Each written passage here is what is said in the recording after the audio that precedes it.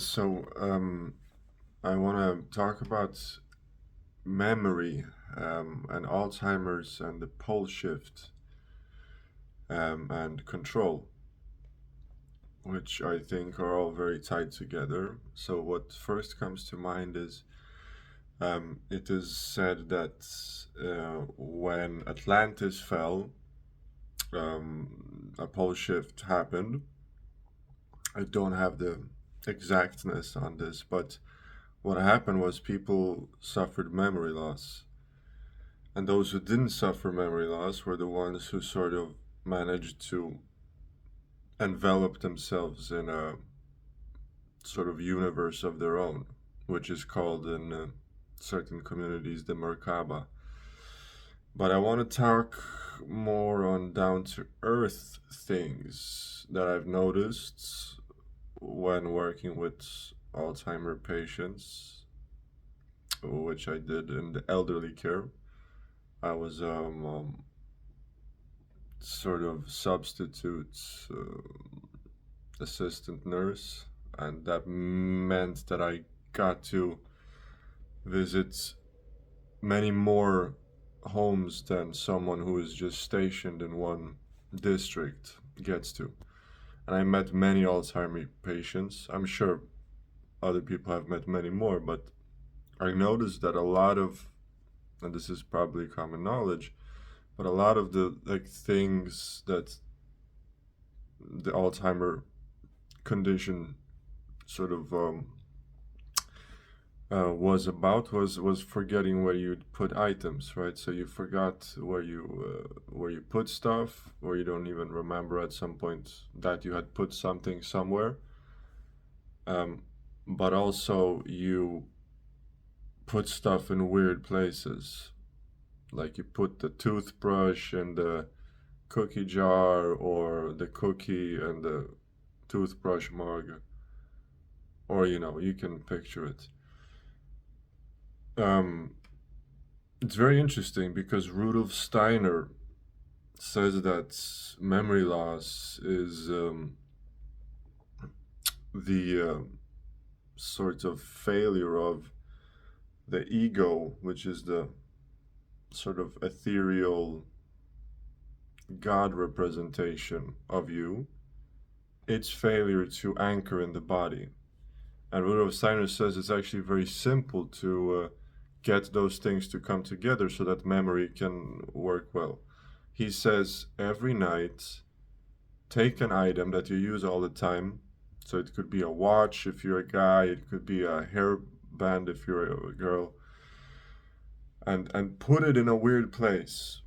Put it in a weird place, right? So a hairband, you can put it in like on the hook of the drapes, right, or something, and then you focus on it and you photograph it when you're with your memory, and it's gonna create a very interesting effect in you because it's so unexpected and atypical that you're always snapped into like a sort of awakeness, right?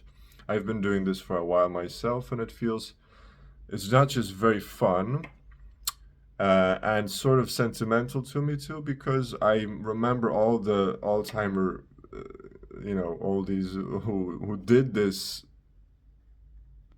sort of once they had already lost their memory. So it's kind of sentimental, but it was yeah. So I thought to myself, they sort of started doing this, these Alzheimer patients, but already after it was too late. It was too late, right? They'd already sort of lost it, proverbially. And um, I think that this ties in with control, right? Like how much are you holding on? How much you're holding on to trying to control events, outcomes, but not just that, memory, right? I am a writer, I'm a poet, and sometimes I get like the what I deem to be the most banger of ideas, but I can't write them down. And I'm like, I know this is gonna go away. I know this is gonna like, and it may be the worst idea, maybe the best idea, doesn't matter. But I feel like, oh, this is so good. But then I go, fuck, I'm on a weird position somewhere in the city. I can't write it down, or I don't know, I'm in the swimming pool or whatever, and it's gonna go away before I manage to write it down as it was inspired to me. And I'm like, fuck. But then I go, oh, there's an energy. You can either clasp onto it, you can try to like hold on to it, create a stress around it, but this is the wall. This is the wall of control of Alzheimer's, of stiffness that probably are also is to do with how your body stiffens in Alzheimer's disease, right? And in psychology of trying to control things and what have you. Um, so and back to memory, I think that memory is a very curious thing. We think that memorization is putting things in, storing them, and then accessing them. But memory is kind of like um, a relationship you have with your environment, right? With your environment. And it could be the inner environment or the outer environment. But it's something that I have found comes back to you if you let it go. So I think, from what I've observed, that the best memorizers are people who can be very relaxed about creating those walls of control, right? They don't try to necessarily own the memory, the words, the mathematics, anything. They try to sort of place a relaxed bridge between the object of memorization and their relationship to it. Alzheimer's people are very stressed people usually. And if it doesn't show overly much, then it's very internalized. So you don't necessarily see it in gesture, but it's a very stressful disease, right? It's like, if you think of Joe Biden, I don't even know. I think Joe Biden is probably a clone, but he, like the way he just, you can feel that there's just stuff he's constipating, for lack of better ideas. But yeah, so I thought that control is big with this. Add to it another conviction of mine, which is coined by Gaspar Noé, the French director, who said that forgetfulness or dementia is a result of running from your grief. And this checks out. Every Alzheimer patient I've had has just been, in some way, escapist. They've been running away from something that's below their heart. And in Chinese medicine, what is below the heart is usually phlegm, mucus. And this is the blockage. This is also where the grief lives, sort of, right? Definitely has there been, in pretty much all Alzheimer patients I've met, a tendency of avoidance, right? It's like, we're just gonna shove things under the carpet until, you know. So you another wall, right? Another wall, another high intention of setting control. Where am I getting with this? I'm gonna try to tie it together. During the pole shift now, so the magnetic north is sort of flipping slowly to become south, and south vice versa is becoming north. We don't have to mention that dementia is on the rise. Has it always been this, but we've just recently been starting to notice it? I don't know, but I don't think so. I think it's to do with the shift of the eons, right? It's the energy, it's the happenings. All of this is actually tied together. You can't say, oh, the times are changing this way, Aquarius wise, but also people have been prescribed poisonous medications that maybe contribute to epidemics of depression and Alzheimer's and what have you.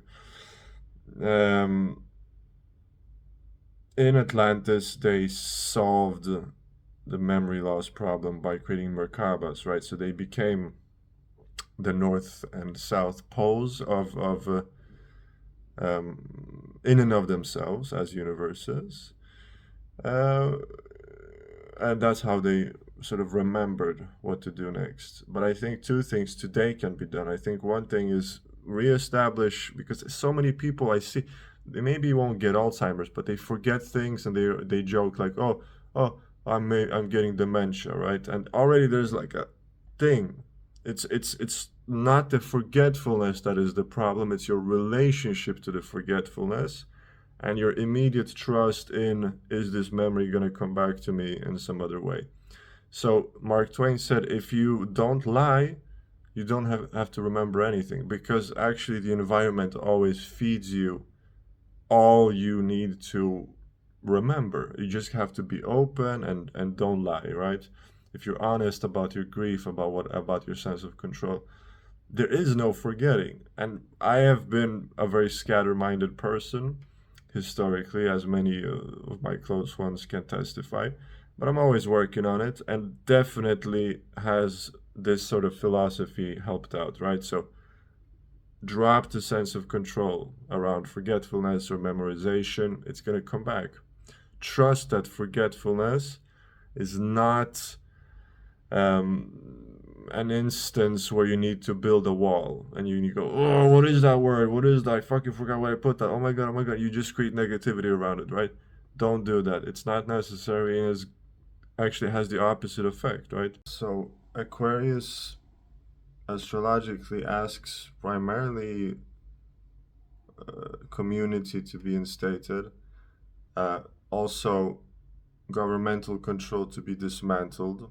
The shadow of that is governmental control becomes sneakier, right? So it sort of sneaks in via technology and whatever.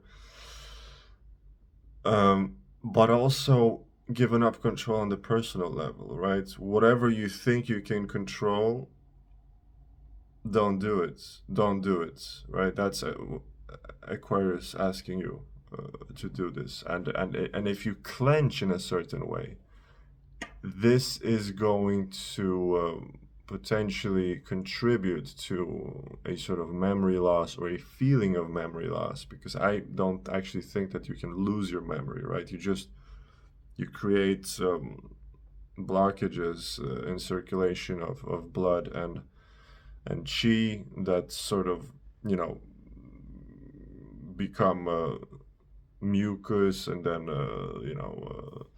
lumps and etc. To block you off from just signaling, right? It's not necessarily that there's a loss, it's just that there's not access. And given that your environment and you, which you're also an environment, your body is an environment, it's a universe, it's a biology, it's a biological system, it's an ecosystem. These two environments are always in one environment, right? There's no, you don't have to be esoteric to say this. You're always being informing your environment, and you're always being informed by your environment. And so there is only the question of access and openness, right? So yeah, this is my main takeaway. Loss of control and or giving up of control. And trust, right? Don't clench. Don't go and get a dementia diagnosis, you know?